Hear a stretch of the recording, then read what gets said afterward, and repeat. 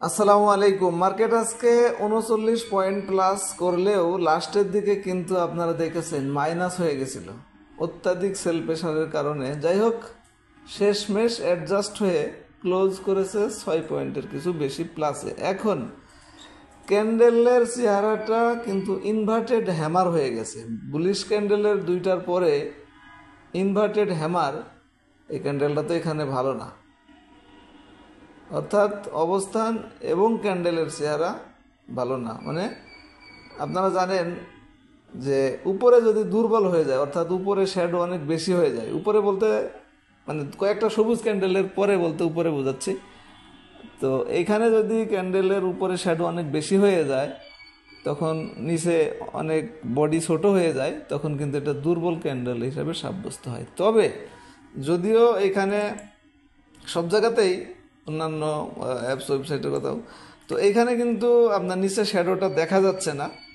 এটা হয়তো data provider এন্ডে টেকনিক্যাল কোনো আছে। লাস্টের দিকে অল্প সময়ের জন্য আসছিল মাইনাসটা, 2-3 মাইনাস হয়েছিল, আপনারা দেখেছেন। তো ওই হিসাবে নিচে শ্যাডোটা হয়। তো নিচে শ্যাডো হইলে কিছুটা পজিটিভ।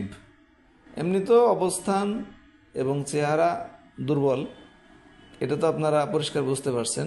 তবে একটু কথা থাকে ক্যান্ডেলের অবস্থান এবং চেহারা সম্পর্কে, সেটা হচ্ছে যে নিচে শ্যাডোটা হয়ে বডি আছে, যার কারণে কিন্তু কিছুটা পজিটিভও ধরা যায়। আচ্ছা, এখন হচ্ছে দুইটা ইন্ডিকেটর, মুভিং অ্যাভারেজ এবং ম্যাকডি।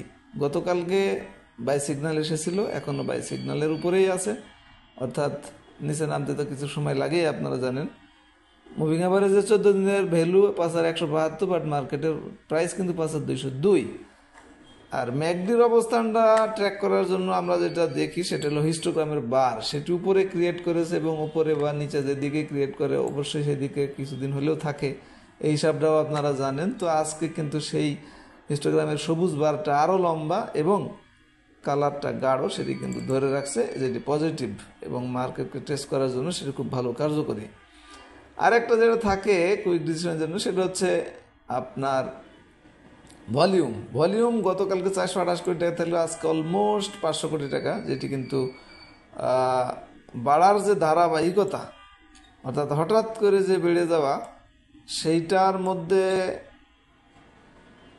মানে অত বেশি না হলেও মোটামুটি পড়েই যাইতেছে। হ্যাঁ, সে ধারাবাহিকতা অর্থাৎ বাড়া আস্তে আস্তে যদি বাড়ে, সেটা যেরকম হয় সেটি কিন্তু হয় নাই। তবে এখানে এখনও ওইভাবে পুরোপুরি নির্দেশনা, অর্থাৎ পজিটিভ বা নেগেটিভ ভলিউম দিয়ে এখনও মেজারমেন্টের মতো ওই সময়টা এখনও আসে নাই। তো আশা করি বুঝতে পেরেছেন।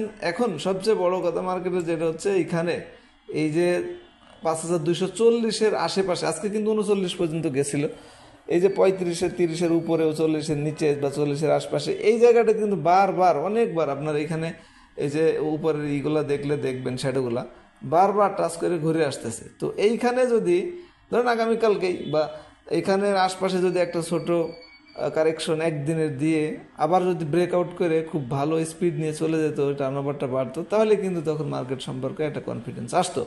তো এখনও সেই একই অবস্থা হয়েছে, ওইখানে টাচ করেই আজকে দুর্বল হয়ে গেছে। এখন দেখা যাক কালকের আচরণটা কেমন হয়। মার্কেটের বোঝার জন্য যে এই পাট আলোচনাটা করা হয়, এর মধ্যে কুইক ডিসিশনের জন্য 3টা ক্যান্ডেলের অবস্থান এবং চেহারা, এর ব্যাখ্যাও কিন্তু বলি কেন এটা না। এরপরে হলো ভলিউম, তারপর হিস্টোগ্রামের বার। হিস্টোগ্রামের বার মেজারমেন্ট থাকে না তখনও বলি, আবার থাকলেও বলি। আর হিস্টোগ্রামের বার তো খুবই পরিষ্কার।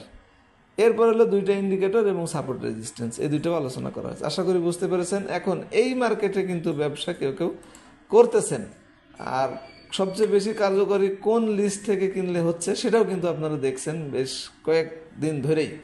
তো যাদের মেম্বারশিপটা নাই, শর্ট লিস্টটা ট্রেড আওয়ারে সার্চ দিলে পান না, তাদের জন্য আমাদের একটা অফারও চলতেছে। 2 বছরে 3600 টাকা ছিল, 3000 টাকা। এই না উপরের আমাদের অ্যাপসের উপরে যে নাম্বারটি, এই নাম্বারটি যোগাযোগ করে নিতে পারবেন। এখন আজকে দেখানোর জন্য একটা আমি দেখাবো, সেটা হলো বি ক্যাটাগরি থেকে রানিং আইটেম। এইখানে দেখুন 18টি স্টকের নাম আসছে এবং পোটেনশিয়াল এইখান থেকে চুজ। আপনার জন্য 450 শেয়ারের মধ্যে খুবই হেল্পফুল। আশা করি বুঝতে পেরেছেন। ভালো থাকবেন। ধন্যবাদ সবাইকে। আসসালামু আলাইকুম।